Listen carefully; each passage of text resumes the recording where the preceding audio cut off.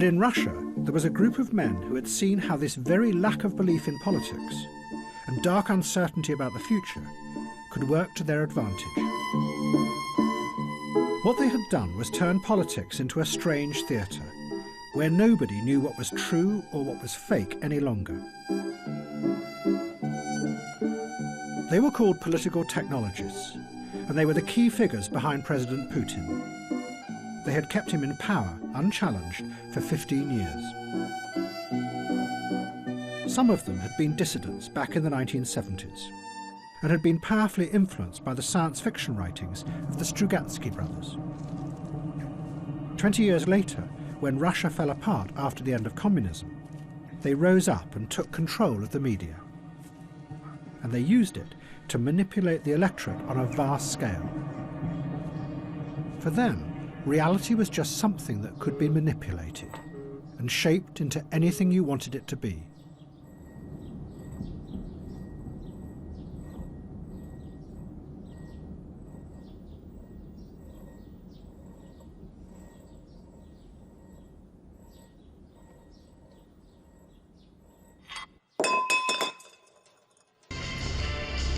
But then a technologist emerged who went much further, and his ideas would become central to Putin's grip on power.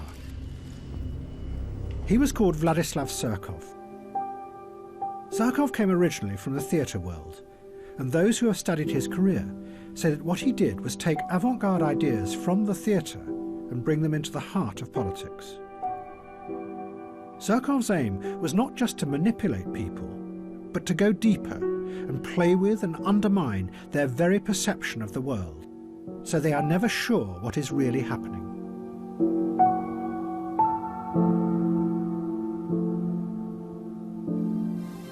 Surkov turned Russian politics into a bewildering, constantly changing piece of theatre. He used Kremlin money to sponsor all kinds of groups, from mass anti-fascist youth organisations to the very opposite, neo-Nazi skinheads. And liberal human rights groups who then attacked the government. Surkov even backed whole political parties that were opposed to President Putin. But the key thing was that Surkov then let it be known that this was what he was doing, which meant that no one was sure what was real or what was fake in modern Russia. As one journalist put it, it's a strategy of power that keeps any opposition constantly confused. A ceaseless shape-shifting that is unstoppable because it is indefinable. Meanwhile, real power was elsewhere, hidden away behind the stage, exercised without anyone seeing it. And then, the same thing seemed to start happening in the West. By now, it was becoming ever more clear that the system had deep flaws. Every month, there were new revelations of most of the bank's involvement in global corruption, of massive tax avoidance by all the major corporations, of the secret surveillance of everyone's emails by the National Security Agency. Yet no one was prosecuted, except for a few people at the lowest levels. And behind it all, the massive inequality kept on growing. Yet the structure of power remained the same. Nothing ever changed, because nothing could be allowed to destabilize the system. But then, the shape-shifting began. Thank you very much. So nice. So amazing. So amazing. What?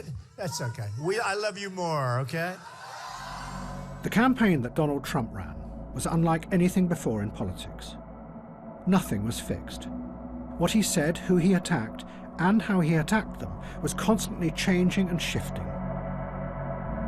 Trump attacked his Republican rivals as being all part of a broken and corrupt system, a politics where everyone could be bought, using words that could have come from the Occupy movement. You've also donated to several Democratic candidates, Hillary Clinton included, Nancy Pelosi. You explained away those donations, saying you did that to get business-related favors. And you said recently, quote, "When you give, they do whatever the hell you want them to do. You better believe it. So what specifically did they do?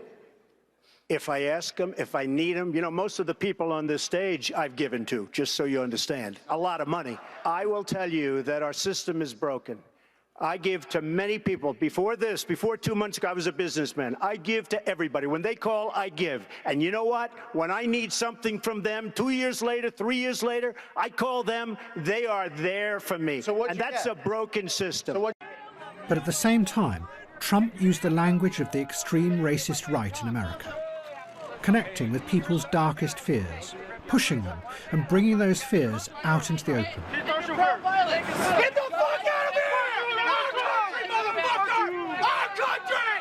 Proud fucking American! Made in USA, bitch! Made in fucking USA! Don't fucking cook my burrito, bitch! Don't fucking make my tortilla, motherfucker! And build that fucking wall for me! Trump! I love Trump! Fuck you! I love my country! Yeah! I'll fuck like at least 10 of you up in one fucking city, you fucking pussy! Come on! Many of the facts that Trump asserted were also completely untrue. But Trump didn't care. He and his audience knew that much of what he said bore little relationship to reality. Thank you very much. This meant that Trump defeated journalism, Beautiful place. because the journalists' central belief was that their job was to expose lies and assert the truth. Greatly appreciated. With Trump, this became irrelevant. Not surprisingly, Vladimir Putin admired this. Что вы думаете о Дональде Трампе? Ну, он яркий очень человек, талантливый, без всяких сомнений. Но это не наше дело определять его достоинство, это дело избирателей в Соединенных Штатах. Но он абсолютный лидер, мы сегодня видим, президентской гонки. Он говорит о том, что хочет перейти к другому уровню отношений, более плотному, глубокому уровню отношений с Россией. Ну, разве мы можем это не приветствовать? Конечно, мы это приветствуем. Все, что касается внутриполитических вещей, его обороты речи, что он использует для повышения своей популярности, повторяю еще раз, это не наше дело оценивать эту его работу. Его комментарии